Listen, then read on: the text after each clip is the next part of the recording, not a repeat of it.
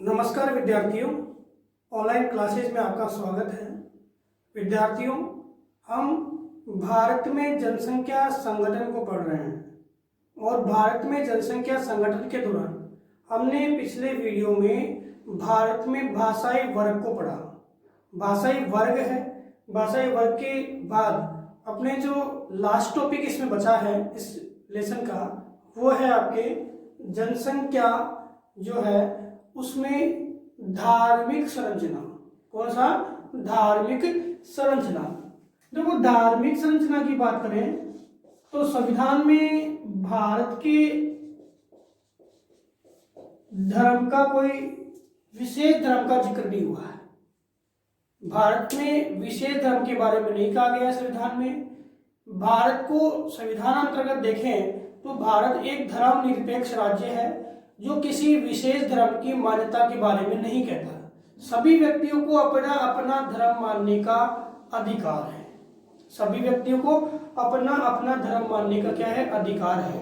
और भारत में धार्मिक परंपराओं के अंतर्गत देखें तो भारत में सभी धर्म के लोग निवास करते हैं और वह अपनी अपनी धार्मिक परंपराओं को क्या कर रहे हैं? विकसित कर रहे हैं। इसमें किसी का हस्तक्षेप नहीं है। फिर भी हम धार्मिक संरचना की बात करें तो भारत में 4 मुख्य धर्म, एक तो हिंदू, एक आपका जैन, बौद्ध और सिख, ये 4 मुख्य धर्म है जिनका जन्म स्थान क्या है? भारत है। जन्म स्थान क्या है? भारत है। हिंदू का, जैन का, बौद्ध का, सिख का जन्म स्थान क्या है? भारत है। और हमारे देश में अंग्रेजों के आने के बाद जो इन धार्मिक परंपराओं में बदलाव आए, और फिर सबसे महत्वपूर्ण बदलाव आपका कब आया? जब 1947 में भारत आजाद हुआ तो भारत के जो लोग हैं उनमें कुछ धर्म के मतावलंबी वो पाकिस्तान में चले गए और पाकिस्तान के कहा गए भारत में आ गए। ये बदलाव है, ये सबसे मुख्य बदलाव था जिसने भारत की धार्मिक जो संरचना है उसमें एक बड़ा बदलाव लाया। इसमें हम देखें तो विभाजन से पूर्व, जब विभाजन नहीं हुआ था तो संयुक्त भारत की बात कर रहा हूं, पाकिस्तान बांग्लादेश को मिलाकर के आपके 66.5% तो क्या थे? हिंदू लोग थे, ठीक है। और 23.7% क्या थे? मुस्लिम थे। 23.7% क्या थे? मुस्लिम थे। लेकिन जब विभाजन हो गया और विभाजन के बाद की बात करें, विभाजन के बाद की हम बात करें तो इस क्षेत्र में पूर्ण रूप से परिवर्तन हो गया और 84.1% तो क्या हो गए? हिंदू। और आपके जो मुस्लिम थे वो मात्र 9.8% ही रह गए। कितने रह गए? 9.8% रह गए। कब? विभाजन के बाद। इतना समझ में आ गया होगा कि विभाजन से पूर्व हिंदू प्रतिशत ज्यादा था और विभाजन के बाद हिंदू प्रतिशत ज्यादा ही है। अकॉर्डिंग टू पॉपुलेशन क्या है? ज्यादा है। लेकिन मुस्लिम प्रतिशत में अचानक क्या आई? गिरावट दर्ज की गई। अब इसके बाद जनगणना हुई 1951 की। तो 1951 की जनगणना में कुछ अलग ही नजारा आपके सामने आया कि आपके जो हिंदू जनसंख्या है उसमें प्राय प्रतिशत यानी जो वृद्धि दर है उसमें कमी रही, और जबकि मुस्लिम जनसंख्या में क्या हो गई? वृद्धि हो गई। मुस्लिम जनसंख्या में क्या हो गई? वृद्धि हो गई। इसको हम देखते हैं, आपके जनसंख्या के आंकड़े हैं, उन आंकड़ों के अंतर्गत हम सबसे पहले जो जनसंख्या जैसे हिंदू है, मुस्लिम है भारत में, ठीक है, फिर आपके मुस्लिम के बाद बौद्ध है, जैन है, सिख है, ईसाई है, ठीक है। ये आपके धर्म है जो मुख्य, इसके अलावा अन्य धर्म भी बहुत सारे हैं। अब 1961 की बात करूं मैं, तो 1961 में भारत में 83.50% क्या थे, हिंदू थे। जो 1947 में 84.1% थे, तो इनकी संख्या में क्या आ गई, कमी आ गई 1961 में। और मुस्लिम जनसंख्या जो 9.8% थी वो कितनी होगी, 10.7% होगी। कितनी होगी, 10.7% होगी। और बौद्ध की बात करें तो बौद्ध 0.7%, कितने, 0.7%। और जैन है वो जैन 0.5%। इसके अलावा सिख है और ईसाई है, तो सिख 1.8 और ईसाई कितना, 2.4% था। यह आपके 1961 का आंकड़ा है, 1961 का आंकड़ा है। और 61 के आंकड़े के बाद हम देखें 1981 में क्या बदलाव देखने को मिला, 1981 में। तो 1981 में हमारा हिंदू प्रतिशत है वो गिर गया, 82.60% हो गया। कितना हो गया, 82.60% क्या हो गए, हिंदू हो गए। और 11.4% आपके क्या हो गए, मुस्लिमों का प्रतिशत क्या हुआ, बढ़ा। इसके अलावा हम बात करें बुद्ध की, तो बौद्धिक धर्म के आपके 0.71% जो है वो आपके 1981 में। बुद्ध के बाद हम बात करते हैं जैन धर्म की, तो जैन धर्म के 0.5। और सिख धर्म की बात करें तो 2%। और ईसाई है 2.4 पे बढ़ा हुआ है, मतलब ईसाइयों में बदलाव नहीं आया। अब हम 2001 की बात करते हैं, तो 2001 और 2011 के आंकड़े तो हमें याद करने ही पड़ेंगे। 2001 की बात हम करें तो 2001 के अंतर्गत देखें तो 80.45%, 80.45% आपके क्या है, हिंदू है। तो हिंदुओं का प्रतिशत लगातार क्या हो रहा है, कम हो रहा है। क्या हो रहा है, लगातार कम हो रहा है। और 13.43% क्या है, आपके मुस्लिम जनसंख्या है। क्या है, मुस्लिम जनसंख्या है। इसके अलावा बात करें आपके बुद्ध की, तो बुद्ध है 0.77%। कितना, 0.77%। और जैन की बात करें तो 0.41%। कितना, 0.41%। और सिख की बात करें तो 1.87%।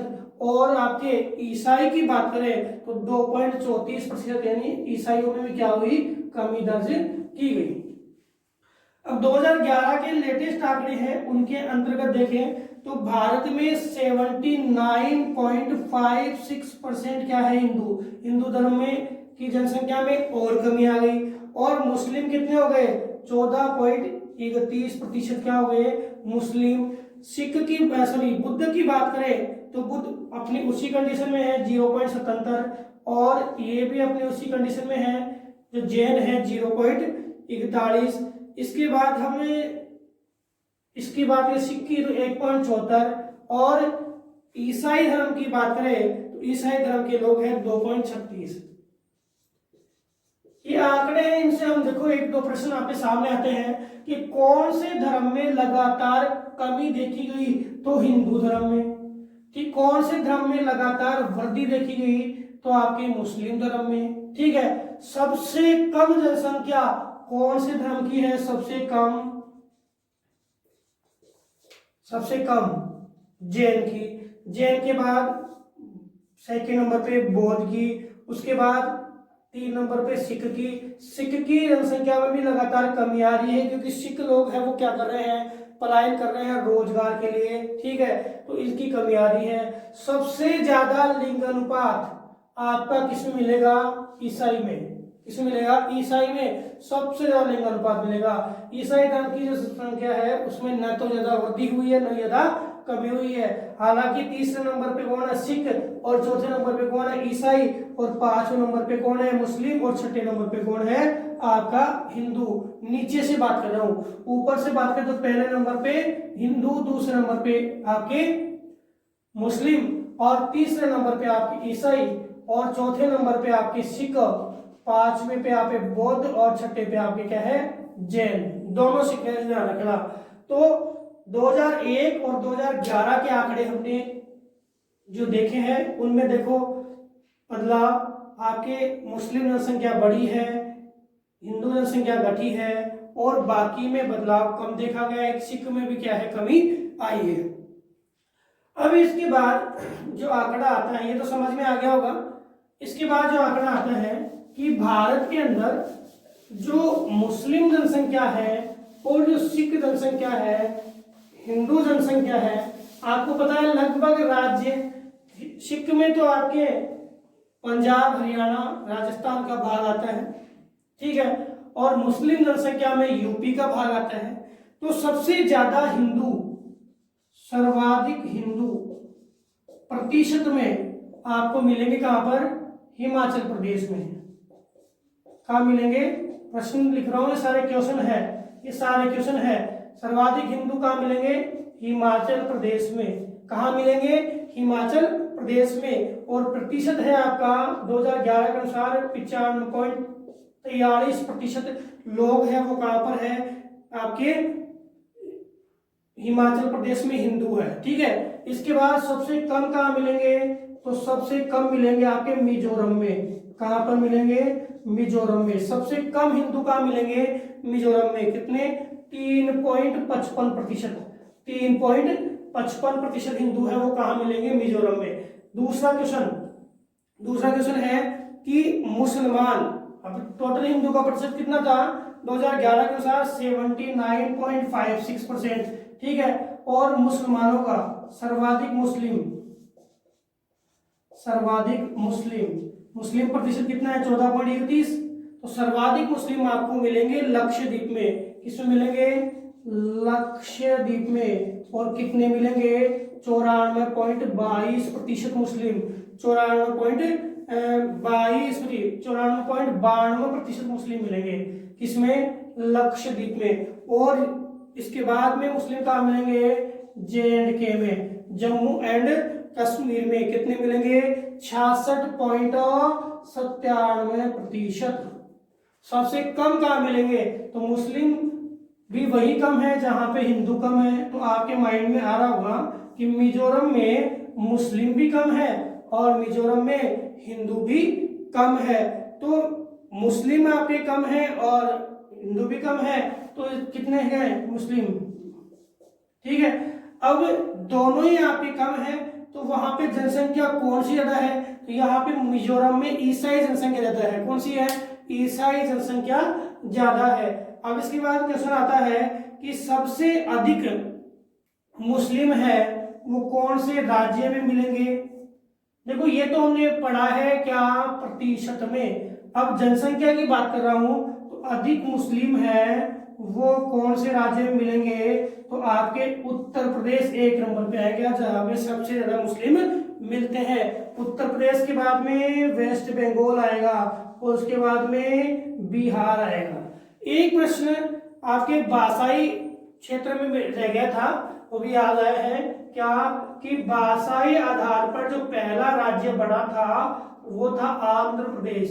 पुनर्गठन हुआ था तो भाषा के आधार पर पुनर्गठन हुआ, तो उसमें बनने वाला राज्य कौन सा था, आंध्र प्रदेश। पिछला जो आपने वीडियो पढ़ा था उसमें जुड़ा हुआ प्रश्न है कि भाषाई आधार पे पहला राज्य जो बना वो कौन सा था, वो था आंध्र प्रदेश। अब अधिक मुस्लिम कहाँ है, आपके यूपी में और वेस्ट बंगाल में और बिहार में। अब हम बात करें हिंदू जो जनसंख्या है और जो मुस्लिम जनसंख्या है उसके अंतर्गत वृद्धि सबसे ज्यादा किसमें हो रही है, तो वृद्धि आपके मुस्लिम जनसंख्या में ज्यादा हो रही है और कमी आपके किसमें हो रही है, तो कमी आपके हिंदू जनसंख्या में हो रही है।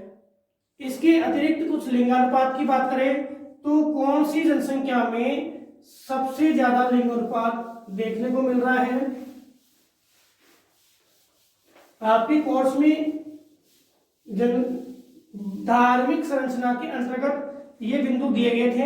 एक बार लिंगानुपात सामान्य देख लीजिए नॉलेज के लिए कि लिंगानुपात है वो देखें धार्मिक आधार पे लिंग अनुपात देखें तो सबसे ज्यादा धार्मिक आधार पे लिंग अनुपात ईसाइयों में मिलेगा।